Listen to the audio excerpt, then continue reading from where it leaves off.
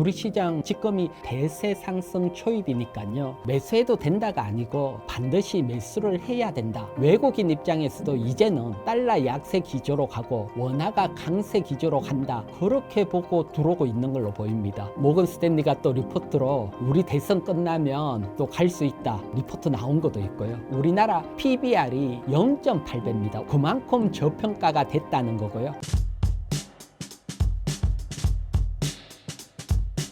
네, 저는 1998년 IMF 때부터 금융시장에 25년 있어온 이희건 대표고요. 지금은 이희건 경제TV 유튜브를 운영하고 있습니다. 국내 주식 반등이 나오고 있습니다. 연말까지 상승할 수 있을까요? 네, 연말까지 상승에 더 나갔어. 어떻게 보면 큰 대세 상승의 초입이다. 이렇게 볼 수 있습니다. 그래서 왜 대세 상승의 초입이고 또 지금 어떤 업종, 종목에 관심 가져야 되는지까지 찬찬히 얘기해 보도록 할게요. 다들 국내 경기가 워낙 어려우니까 정말 대세 상승이 나올까 또 반신반의하시는 분들이 많더라고요. 그래서 먼저 국내 경기하고 또 우리만 어려운 게 아니고 또 우리하고 비슷한 나라 비교해서 한번 보도록 할게요. 지금 화면 보면 우리나라 1분기 경제 성장률이 마이너스 0.2%, 오히려 역성장을 했고요. 1년 보면 마이너스 0.2%, 0.1%, 0.1%, 또 마이너스 0.2%, 완전히 저성장이거든요. 근데 이게 우리뿐만 아니고 우리하고 비슷한 수출 국가, 독일 경제 성장률을 보면 표시를 했는데 보면 마이너스 0.3%, 0.1%, 마이너스 0.2%, 0.2%, 거의 우리하고 같은 저성장이거든요. 어떻게 보면 독일은 저성장이 2년 넘었고요. 우리는 이제 한 1년 정도고 독일이 더 저성장이다. 이렇게 볼 수 있거든요. 그러면 이렇게 저성장일 때 주가가 안 움직이느냐? 그건 아니거든요. 독일이 2년간 저성장인데 독일 차트 한번 보도록 할게요. 독일 차트인데 2년 동안 100% 상승을 했어요. 말 그대로 대세 상승이 나왔거든요. 그래서 우리도 저성장이지만 대세 상승은 나올 수 있습니다. 그래서 요럴 때 정말 독일처럼 강하게 나올 때는 사실 독일은 어떤 조건이 있었느냐, 다른 조건보다는 사실 막대한 재정 정책을 펼쳤습니다. 시중에 돈이 풀리면 사실 주가는 경기가 어렵더라도 상승을 하거든요. 그래서 올해 발표가 된 10년간 1조 유로, 그래서 연간 따지면 우리 돈으로 약 150조, 이걸 이제 시장에 투자하겠다. 특히 국방이나 인프라에 투자하겠다. 그러면서 독일의 대표적인 방산 라인메탈이 200% 가까이 상승을 했고요. 그래서 경기가 어려울 때 오히려 경기를 살리려는 어떤 금융 정책이라든가 재정 정책이 나오면 시장은 어렵다 하지만 또 주가는 상승하는 이런 현상이 나올 수 있거든요. 그래서 우리나라도 충분히 이런 현상을 기대할 수 있고요. 특히 오늘 한국은행에서 기준금리 인하를 했죠. 기준금리 인하 자체도 유동성이 풀리는 거니까요. 그래서 우리도 이제 누가 됐든 새로운 정부가 들어왔을 때 또 분명히 경제를 살리기 위해서 재정 정책을 펼칠 겁니다. 이런 것들과 한다면 지금이 어떻게 보면 대세 상승의 초입이다. 요렇게 보여지고요. 그렇기 때문에 지금 놓치면 안 되고 지금 중요한 주도주라든가 이런 데는 늘 관심을 가져야 될 것으로 봅니다. 우리 시장 지금 매수해도 될까요? 우리 시장 충분히 지금이 대세 상승 초입이니까요. 매수해도 된다가 아니고 반드시 매수를 해야 된다. 이렇게 보여집니다. 특히 재정 정책이 약하더라도 또 다른 정말 큰 수혜가 하나가 있거든요.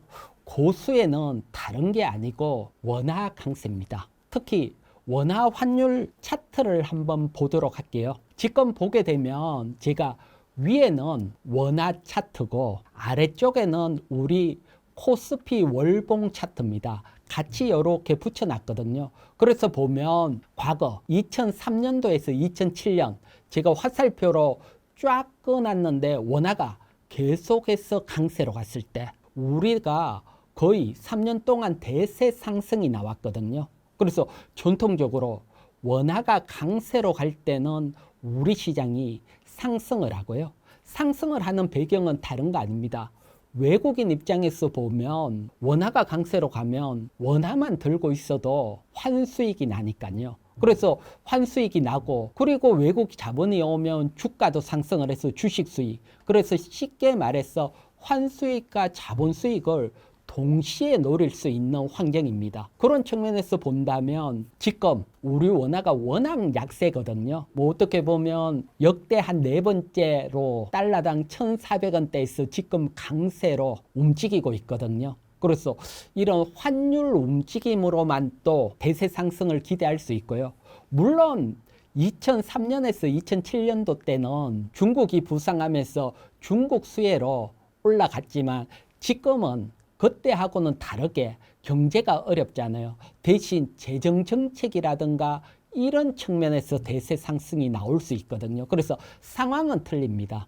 상황은 틀리지만 어쨌든 달러 약세 기반 원화 강세, 그리고 새로운 정부가 들어오면서 재정 정책 기대감 합치면서 어떻게 보면 향후 한 2년 정도 강한 대세 상승을 기대를 할 수가 있고요. 그래서 외국인 입장에서도 뭐 당연히 그걸 노리고요. 최근에 달러하고 원화하고 일봉 차트입니다. 보게 되면 달러는 트럼프가 원래 트럼프 일기 때도 약달러 정책을 펼쳤고요. 지금 또 보게 되면 취임 후에 계속해서 달러가 약세로 움직이고 있습니다. 그래서 이렇게 약세로 움직일 때 4월 초까지는 원화가 강세로 못 갔어요. 그러다가 관세 정책 끝나면서부터 원화가 강세로 확 움직였거든요. 이렇게 원화가 강세로 움직일 때 보면 여러분들이 우리 코스피 지수도 강하게 튀어 올랐거든요. 그래서 항상 원화가 강세로 갈 때 우리 시장은 외국인 매수가 들어오고 강하게 가니까요. 그래서 이게 지금 시작입니다. 달러는 구조적으로 계속해서 약세로 진행이 될 거고요. 거기에 따라서 원화는 계속해서 강세로 가고, 그러면 외국인 입장에서는 원화만 들고 있어도 환수익 나고, 그러면 또 주가가 상승하면서 주식 수익, 주식 시장에 들어올 수밖에 없고요. 그래서 지금 보면 작년 7월부터 외국인들이 정말 줄기차게 매도를 해왔거든요. 우리 시장. 계속 매도를 하다가 환율이 이렇게 바뀌고부터는 5월달 외국인들이 처음 월별 기준으로 매수가 들어왔습니다. 외국인 한번 보도록 할게요. 지금 보면 코스피 시장 5월 28일 어제까지 기준으로 보면 외국인들이 코스피 시장에서 1조 3,800억 매수가 들어왔습니다. 이건 환율하고도 연결이 됐다고 보여지고요. 그래서 외국인 입장에서도 이제는 달러 약세 기조로 가고 원화가 강세 기조로 간다, 그렇게 보고 들어오고 있는 걸로 보입니다. 여기에다가 모건 스탠리가 또 리포트로 우리 대선 끝나면 또 갈 수 있다 리포트 나온 것도 있고요. 그래서 우리 시장을 좋게 보고 있다. 그건 뭐 경제적인 측면보다는 정책적인 재정적인 측면, 그러니까 어떻게 보면 이번에는 돈이 풀려서 움직이는 금융 장세 효과도 나올 수 있다. 그래서 그게 지금 나오고 있고요. 또 사실 주식시장에서는 외국인들이 계속 매도가 나왔는데 외국인들은 사실 원화 강세를 보고 미리 준비를 해놓은 게 있습니다. 뭘 미리 준비를 했을까 궁금해 하시는데 요거 한번 보도록 할게요. 요건 다른 게 아니고 지금 보시는 게 위로 상승하고 있는 빨간색 그래프는 채권 시장에서 외국인 비중입니다. 그리고 엷은 회색 그래프는 주식 시장에서 외국인 비중입니다. 그래서 사실 외국인들이 작년 7월부터 계속해서 4월까지 주식 시장은 매도를 했잖아요. 그래서 외국인 돈이 나갔느냐? 다른 측면으로 보면 채권 시장에서는 사상 최대 외국인 지분이 올라왔습니다. 이 얘기는 무슨 얘기냐? 우리나라를 봤더니 경기가 너무 어렵다. 그러니까 주식 사기는 조금 한데 원하는 강세로 갈 것 같다. 그러면 채권을 사놓자. 그러면 채권 수익도 나고, 그리고 원화 강세에 있다는 환수익도 나겠다. 그러면서 역사 최대적으로 외국인 채권 시장 비중이 높아졌다. 이 또한 외국인들이 원화 강세로 보고 있다. 그런데 이제는 새로운 정부 누가 됐든 들어오게 되고 재정 정책까지 나오면 주식시장도 상승할 거다. 스탠스가 조금 바뀌었다. 그러면서 앞에 보여드렸듯이 5월 달에 외국인들이 주식시장도 들어오기 시작을 하고 우리 시장도 강하게 상승이 나오고 있다. 그래서 제가 이런 기조는 트럼프 집권 시작을 했기 때문에 1, 2년 계속 갈 걸로 보기 때문에 지금이 대세 상승의 초입이다. 이렇게 보여집니다. 그래서 지금은 당연히 주식을 매수해야 되고요. 미국의 경기 침체 이야기가 있는데 미국 경제는 어떻게 보시나요?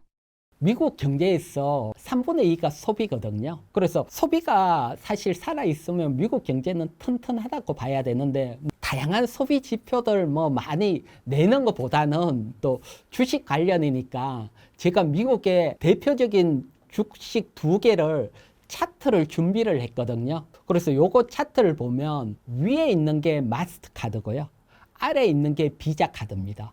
그런데 둘 다 신고가를 달성을 했어요. 이 얘기는 카드사가 신고가를 달성을 했다. 소비가 좋다는 거지요. 소비가 안 좋은데 카드사가 신고가가 갈 수는 없으니까요. 그러면 이렇게 카드사가 신고가를 내고 있다.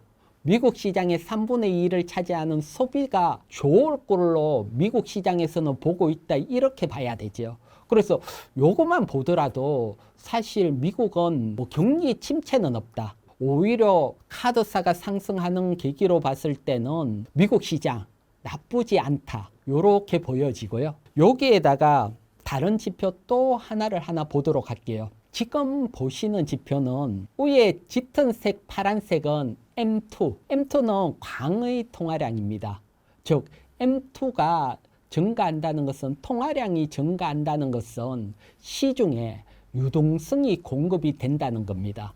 그래서 유동성이 공급이 될 때는 사실 기업 입장에서 봤을 때도 돈 구하기가 쉽고 소비도 늘어날 수 있고 그래서 유동성이 공급이 될 때는 사실 경기 침체가 잘 일어나지 않거든요. 여기에다가 밑에 점선으로 이렇게 표시되어 있는 거 요거는 나스닥 지수입니다. 그래서 소위 보면 2000년대, 2020년도 위기가 오고 이때 보면 M2 유동성을 확 증가시켜 버리잖아요. 그때 코스닥 지수도 확 상승을 하고요. 그리고 유동성이 줄어들 때 지수도 조정을 받았고 다시 점진적으로 유동성이 다시 증가하면서 나스닥 지수도 상승을 하고 그런데 이게 4월 달에 아직 지표는 3월까지 나왔는데 4월 달 발표가 됐는데 4월 달 M2가 2022년 넘어서 사상 최대로 기록을 했어요. 그래서 M2가 유동성이 사상 최대로 미국 시장 공급이 되고 있다. 이렇게 볼 수 있습니다. 그러면 뭐 미국 앞에 보여드렸듯이 소비 튼튼하고 유동성 공급되고 있다. 그러면 미국 시장이 좋을 수밖에 없죠. 그래서 기본적인 환경은 미국 시장 사실 경기 침체는 뭐 요 지표 2개만 보더라도 오지 않을 거라고 보여지고요. 대신 불안한 건 역시 트럼프 일이지요. 트럼프가 사실 뭐 어떤 정책을 펼칠지 워낙 불확실성하니까 거기에 따른 변동성이지 기본적인 경제 펀더멘탈 현재 상황으로는 경기 침체는 안 오고요. 또 트럼프가 워낙 이상한 짓을 해서 경기가 바뀌게 되면 또 문제가 생길 수 있지만 현재 가장 대표적인 뭐 소비라든가 유동성 측면에서 봤을 때는 상당히 견고하다. 이렇게 보여지고요. 그래서 미국 경제가 이렇게 침체가 오지 않으면 제가 앞에서 설명드렸던 기본적인 거 달러가 약세로 갈 거고 그럼 원화가 강세로 갈 거고 그러면 외국인 매수가 들어오고 우리 시장 상승한다. 이 전제 조건대로 움직일 확률이 매우 높다. 이렇게 설명을 드릴게요. 지금 어떤 업종, 어떤 종목에 관심을 가져야 할까요? 지금 상황이 사실은 주식 관심을 가지기에는 정말 좋은 상황이고요. 그래서 왜 좋은지도 사실 뭐 외국인 자본이 들어온다. 또 뭐 재정 정책이 나올 수 있다. 그렇다고 해서 모든 나라 주가가 상승을 하는 건 아니거든요. 하지만 우리나라 지금 요거 화면 한번 보시면 우리나라 PBR을 나타낸 거거든요. 요 PBR은 작년 재무제표고 5월 2일 기준입니다. 종가 기준으로 PBR이 0.8배입니다. 우리나라. 그만큼 저평가가 됐다는 거고요. 그런데 쭉 오다 보면 조금 짙은 신흥국이라고 표시되어 있는 게 있지요. 그게 1.8배입니다. 평균이. 이 얘기는 무슨 말이냐 하면 우리나라 주가가 2배 상승을 한다. 그러면 PBR이 1.6배죠, 지금. 그래도 신흥국 평균이 안 된다는 겁니다. 그만큼 저평가가 돼 있는 이런 데서 외국인 자금이 들어오고 또 새로운 정부가 들어오면서 재정정책 기대감이 있고 그러니까 정말 크게 상승할 공간이 있다는 겁니다. 그러니까 지금 관심을 가져야 되고요.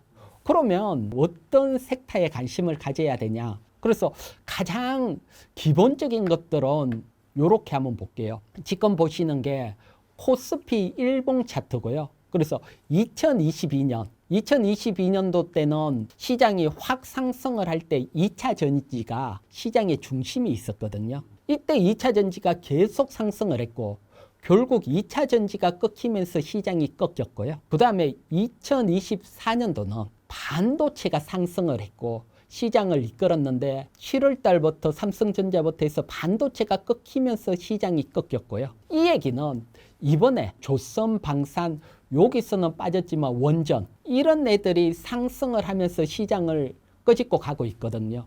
그러면 시장이 상승을 할 동안은 이 주도주가 시장을 주도를 한다고 봐야 됩니다. 특히 요 중에서 최근에는 원전주 워낙 강하게 움직이고 있고요. 특히 원전 대장주 쪽이 두산에너빌리티 이런 쪽이 워낙 강하고 지금 시세를 분출을 했거든요. 그래서 여러분들이 두산에너빌리티도 월봉 차트로 이렇게 보면 정말 오래 고생을 했어요. 월봉 상단이 워낙 높은데 오래 고생을 하고 그리고 한 2년 동안 바닥에서 거래량이 막 터지다가 이제 추세로 움직이거든요. 이런 경우들은 생각보다 강하게 상승을 할 수 있거든요. 그래서 이런 원전주들은 조정이 나올 때마다 관심을 가져야 되고요. 그래서 뭐 원전주 그대로 보고요. 또 방산주도 계속해서 트럼프도 뭐 각 나라 방위는 스스로 해라. 방산주가 뭐 움직일 수밖에 없고 앞에서 독일도 방산에 대규모 투자를 하듯이 방산주 그 다음 뭐 조선은 뭐 다시 슈퍼사이클 속에 들어갔고요. 그래서 기본적으로는 이 종목들 조정이 나오면 관심을 가진다 생각을 해야 되고요. 그 이후에 또 지금 보면 새로운 정책 지주사라든가 그래서 점점 확대가 되고 있거든요. 확대가 되고 있으니까 기본 섹터 관심을 가지고 또 확대되는 섹터 또 보고 그래서 이번 상승은 강하게 가고 이런 상승이 가는 동안은 뭐 조선방산 원전 또 뭐 충분히 또 관심을 가져야 된다. 그래서 지금도 늦지 않았거든요. 시세를 뽑았지만 지금도 충분히 관심을 가질 수 있다.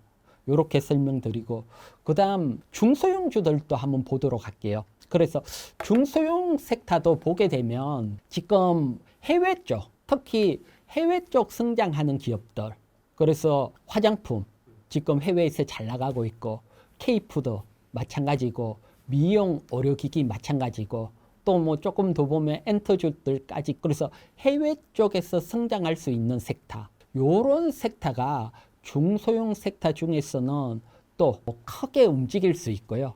그래서 제가 또 2부에서는 여러분들이 또 중소형 섹터 중에 크게 움직이는 그 어떻게 찾는지 또 정책적으로 또 중소형주 중에 크게 가는 종목도 어떻게 찾는지 또 자세히 설명드리도록 하고요. 그래서 기본적으로 지금은 대세 상승 초입이다. 이제 5월 달에 외국인들이 매수가 들어오기 시작을 했고 또 새로운 정부에 따른 어떤 재정 정책 기대감 이런 것들을 봤을 때는 대세 상승 초입이니까요. 우리 국장 반드시 관심을 가져야 된다. 설명을 드릴게요. 크게 상승하는 종목 매수 방법을 준비하셨는데 설명 부탁드립니다. 오늘 사서 내일 수익 내는 건 아니고요. 사실 정책을 잘 보면 정말 크게 상승할 수 있는 종목, 왜 상승을 할 수밖에 없는지 이런 것들을 이해하고 여기에 맞춰서 투자한다면 여러분들이 긴 호흡을 가지고 또 주식 시장에서 성공을 할 수 있고 여기에서 또 새로운 부자가 탄생을 할 수 있거든요. 그래서 오늘은 이런 어떤 정책적인 거 하나 준비를 했고 그리고 또 시장 트렌드가 중요하니까요. 그 시장 트렌드를 살펴야 되니까 거기에 따른 것들 준비를 했거든요. 그래서 여러분들이 이런 것들을 보고 여기가 가능하다고 보면 제가 설명드린 데서 여러분들이 정책이라든가 트렌드를 연구한다면 또 우리 국장 집권부터 큰 기회가 있으니까요. 뭐 좋은 성과가 있을 거라고 자신을 하니까요. 먼저 정책적인 측면에서 크게 갈 종목 한번 설명을 드릴게요. 그래서 제가 최근에 나온 뉴스 중에 가장 중요하게 본 뉴스 하나 지금 준비를 했는데 한번 보도록 할게요. 지금 보는 게 상속증여세법 일부 개정안 발의입니다. 요게 이제 발의가 됐고 통과가 될 확률이 매우 높거든요. 그러면 이 법이 통과가 되면 기본적으로 우리 국장 저평가가 해소되고 주가 상승을 하는데 견인을 하고 또 투자자 입장에서는 정말 크게 상승하는 종목 매수할 수 있는 기회가 될 겁니다. 그러면 이 법이 무슨 법이기 때문에 주가를 상승을 시킬까 궁금하잖아요. 그래서 이 법을 뭐 복잡하지만 간단하게 한번 설명을 드릴게요. 간단하게 설명을 드리면 다른 게 아니고 상장돼 있는 주식, 요 주식을 상속이나 정려를 할 때 순자산 가치 80%, 우리가 소위 말하는 PBR이죠. 주가 순자산 비율, PBR이 0.8배 못 미치는 저평가일 경우는 상속증여세가 상장된 종목이지만 비상장 종목으로 보고 세금을 왕창 매기겠다는 겁니다. 그리고 상장돼 있는데 0.8배 이상이면 최대주주 상속증여세에서 20% 가산세율도 폐지를 해준다는 겁니다. 자, 그러면 여러분 이제 상속증여를 하려고 마음 먹었다 기업이. 그러려면 기본적으로 PBR, 주가 순자산 비율을 0.8배 이상 올려야겠지요. 이 법이 통과가 된다면. 그러면 이걸 가지고 우리가 투자 전략을 잘 세운다면 정말 크게 가는 종목 찾을 수가 있거든요. 그래서 제가 보는 투자 전략 설명드리고 또 대표적인 종목까지 또 한번 살펴보도록 할게요. 자, 지금 이렇게 보면 이제 상속증여세 개정안이 통과됐을 때 제가 보는 투자 전략은 이렇습니다. 먼저 PBR은 여러분 다른 게 아니고 시가총액 나누기 자본총계입니다. 뭐 시가총액은 HTS 보면 나와 있고 또 자본총계도 다 나와 있으니까요. 그래서 이렇게 되는 것 중에 0.8배보다 낮은 종목들 정말 많아요. 제가 일부에서 우리나라 평균 PBR이 0.8배라고 했으니까 절반은 0.8배 이하다 이렇게 보면 되고요. 이렇게 낮은 종목들 중에 상속이나 증여세가 필요한 종목, 이러한 종목이 개정안이 통과가 되면 0.8배보다 낮으면 세금을 왕창 맞으니까 0.8배 위로 올리려고 하겠지요.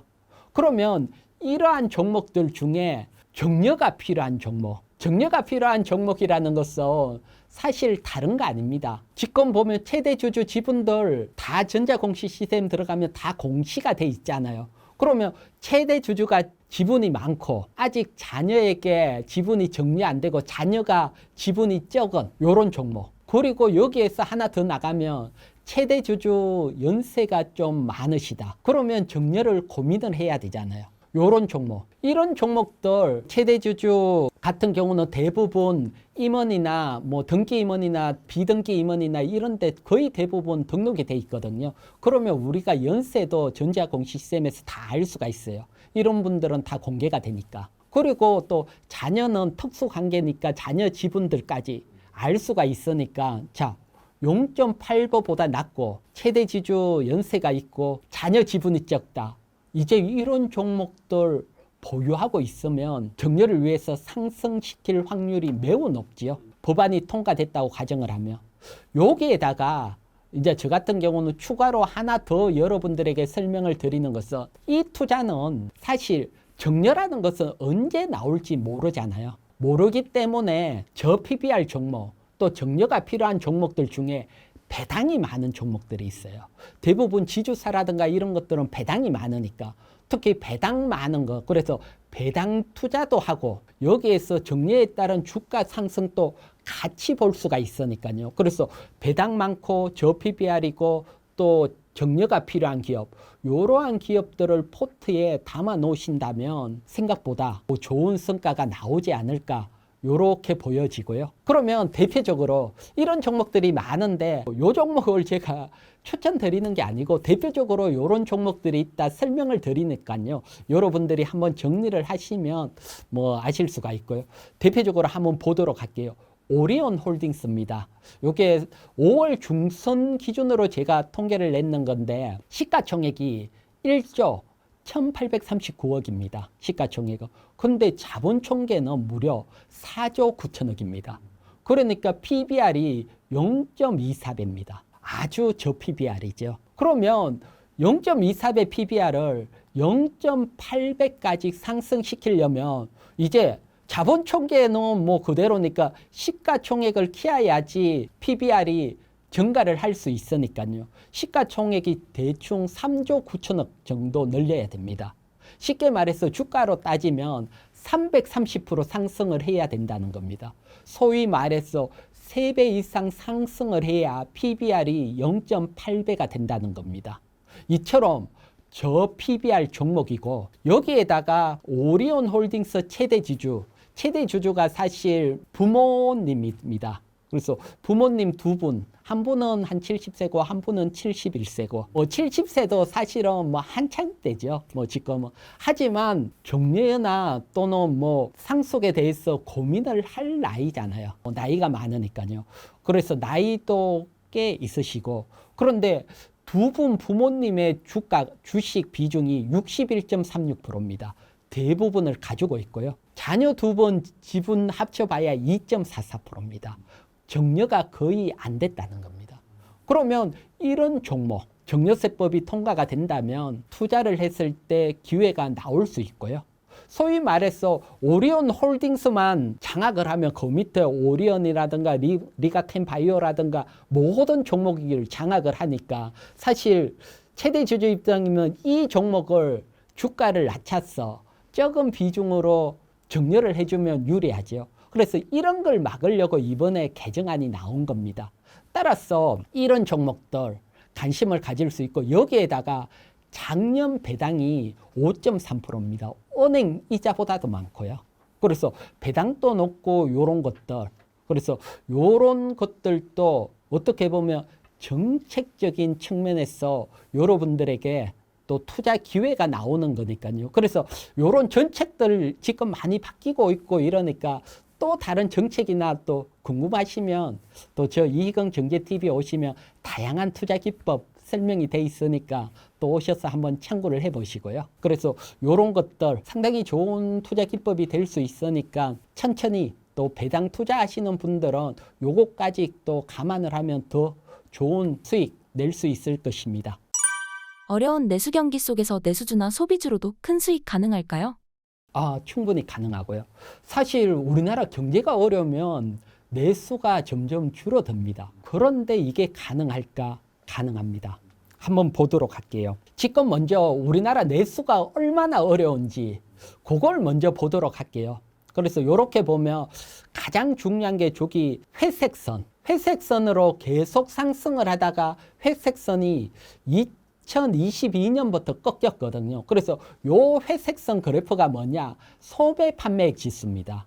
소매 판매액이 증가를 하다가 꺾였다는 겁니다. 즉 소매 판매 소비가 줄어들면 자영업자들이 어려울 수밖에 없고 내수가 어려울 수밖에 없습니다. 그래서 지금 보면 정말 내수가 어렵다 이런 얘기가 계속 나오는 이유고요.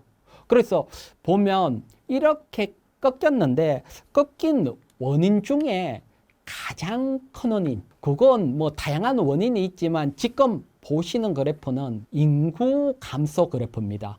보면 인구가 계속 증가할 때 앞에 소매 판매액 지수도 같이 증가를 했고요. 그리고 우리가 2021년부터 인구 감소로 들어갔습니다. 그러니까 2022년부터 소매액 판매 지수가 꺾이기 시작을 해서 지금까지 꺾여 있고요. 그러면 이렇게 소매 판매액 지수가 꺾였다는 것은 단순히 회복되는 게 아니고 인구 감소에 따른 구조적인 문제일 수 있죠. 그러면 앞으로 소매 판매액 지수가 계속 감소를 한다. 그러면 내수주나 소비주 어렵잖아요. 이걸 투자를 해야 될까? 고민이 생길 수밖에 없는 상황입니다. 하지만 지금이 투자할 기회입니다. 제가 왜 이렇게 투자할 기회냐? 설명을 드리는 것은 다른 게 아니고 일본 사례라든가 우리나라 사례를 보면서 우리보다 먼저 인구 감소를 겪은 게 일본인데 일본은 2008년부터 인구 감소를 겪었거든요. 이때 상황을 한번 보도록 할게요. 보면 대표적인 일본 음식료 왼쪽에 있는 것은 뭐가 하면 일본 음식료 상장돼 있는 세계사 대표적인 3사 해외 매출 비중입니다.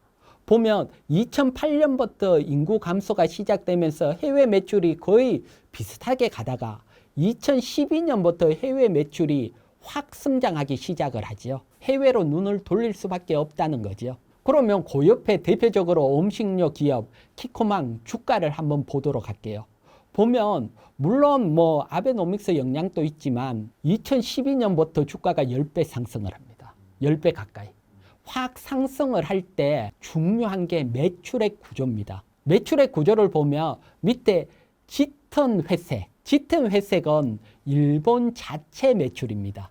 보면 일본 자체 매출은 그대로 인구가 감소하니까 늘어날 수가 없고 오히려 줄어드는 측면이고요. 그리고 엷은 회색은 해외 매출입니다. 해외 매출이 폭발적으로 증가하면서 주가가 10배가 갔죠. 그러면 우리나라 기업들 이걸 모르고 있을까요? 당연히 이 상황들 제가 지금 설명드리는 상황들 다 알고 우리나라 기업들도 인구 감소 대비해서 또 소매 판매액 지수 감소 대비해서 해외 판로를 뚫고 있고요. 여러분들이 K푸드 열풍 많이들 들어보셨잖아요. 거기에 따라서 일본보다도 빨리 벌써 우리나라는 이런 현상이 나올 수 있고요. 참고적으로 일본 주가도 보게 되면 해외 매출이 성장하는 기업과 그렇지 않은 기업들의 주가는 극명한 차이가 나왔거든요. 이게 지금 우리도 나오고 있고요. 그러면 음식료 중에 해외 매출이 가장 강하게 성장하고 가장 비율이 높은 기업 어딘가요? 여러분들도 알고 있는 삼양식품이죠. 삼양식품 보면 2021년부터 현재까지 10배 상승을 했거든요. 이때 해외 매출이 3,900에서 1조 3천억. 엄청나게 해외 매출. 앞에 일본 기업 보듯이 똑같이 증가하면서 주가가 10배 갔거든요. 그리고 작년만 하더라도 해외 매출이 65% 성장을 했고요. 그러면 이게 삼양식품 하나로 끝이 날까요? 그렇지는 않겠죠. 계속해서 이제 해외를 못 두드리고 삼양식품이 성공한 모델이 있기 때문에 다음 기업들이 나오면서 10배씩 이래 커지는 기업들이 나올 거다 이렇게 보여집니다. 내수주 어떤 종목에 관심을 가져야 할까요? 그러면 뭐 앞에 제가 뭐 해외 매출 그 다음에 뭐 또 매출 성장률 이렇게 설명을 했는데 삼양식품 다음으로 또 유명한 것 가능한 것들을 한번 보도록 할게요. 보게 되면 요거는 하나증권 리포트입니다. 하나증권 리포트를 보게 되면 먼저 올해 해외 매출 성장률 그래프입니다. 그래프를 보게 되면 삼양식품은 작년도에 65% 성장을 했는데 올해 39%로 성장률이 둔화될 것으로 보입니다. 따라서 이렇게 강하게 상승을 하고 황제주로 거기 됐는데 여기서 따라 붙는 건 아닌 걸로 보입니다. 해외 매출이 둔화될 것으로 보이니까요.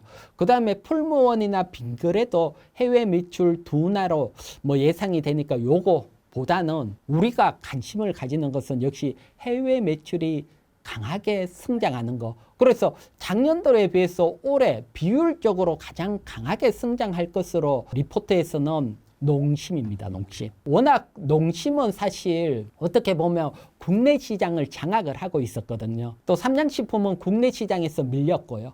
그래서 해외로 먼저 삼양식품이 뛰어나갔고 농심은 국내 시장에 좀 안주했던 측면이 있는데 삼양식품 보고 자각을 받은 걸로 보입니다. 여기에 따라서 또 5월달 공시를 냈는데 계획 방향에서 해외 성장시키겠다 이걸 또 강하게 얘기를 하더라고요. 그러면서 또 올해 예상 해외 매출도 늘어날 걸로 보이고, 그렇다면 농심도 시간을 두고 해외 매출이 증가한다면 뭐 충분히 가능성이 있어 보이고요. 그 다음에 또 뭐 조금 생소하지만 KTNG, 외국에 또 국내 담배가 인기더라고요. 그래서 KTNG도 증가할 걸로 예상이 되고 있고요. 그래서 이렇게 일단 증가할 것으로 예상되는 종목 관심을 가질 수 있고, 오른쪽 그래프를 보면 요거는 해외 매출 비중입니다. 전체 매출에서. 그래서 가장 많은 게 역시 삼양식품이고요. 그 다음째가 오리온이고요. 그 다음 CJ제당, 그 다음 농심. 그래서 농심도 어느 정도 높고요. 그래서 두 번째로 많은 오리온. 오리온 같은 경우도 사실은 올해 해외 매출 성장이 약간 둔화될 것으로 보이는데, 중요한 것은 만약에 지금 원화가 강세로 가는데 재정 정책을 펼치면서 원화가 약세로 바뀐다. 그러면 해외 매출이 높은 쪽은 당연히 유리해집니다. 외국에서 1달러 벌어도 원화 약세에 따른 수혜가 나오니까요. 그래서 원화가 약세로 턴을 한다 그러면 오리온도 뭐 관심을 가질 수 있고요. 그래서 현금 면에서는 가장 그래도 유리한 게 농심 측면이 강해 보입니다. 크게 상승하는 종목 매수 전략 종합적으로 정리 부탁드립니다.